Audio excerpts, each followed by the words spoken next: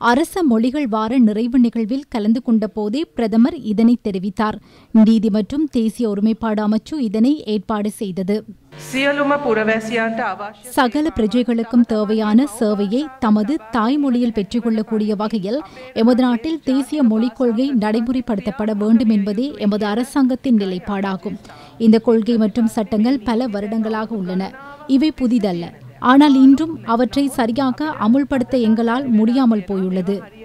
இது எமது மிகப்பெரிய குறைபாடாகும். இது பாரிய பொறுப்பு தட்டிக்கழிப்பு என்பதை நாம் ஏற்றுக்கொள்ள வேண்டும்.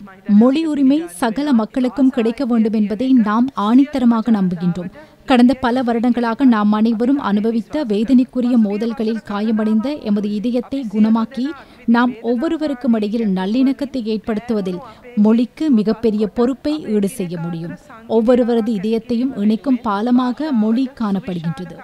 மற்றவர் தொடர்பிலான இரக்கத்தை ஏற்படுத்தக்கூடிய கலந்துரையாடலையும் நல்லிணக்கத்தையும் ஏற்படுத்தக்கூடிய வாய்ப்புகளையும் மொழியினால் உருவாக்க முடியும். அமைச்சர் ஹர்ஷன நாணயக்கார, பிரதி அமைச்சர் முனீர் முளப்பர் உள்ளிட்டோரும் இந்நிகழ்வில் கலந்து கொண்டனர்.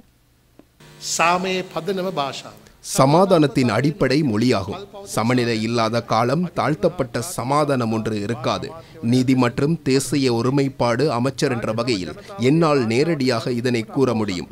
அரசு மக்களின் மொழிகளை சமமாக மதிக்க தவறினால் அங்கு சமநிலை தன்மை ஏற்படாது.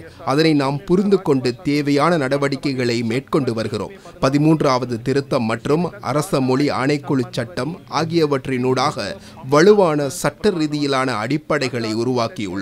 எவ்வாறெனில் மொழி உரிமை என்பதை சட்டத்தின் ஊடாக மாத்திரம் ஏற்றுக்கொள்வது போதுமானதல்ல.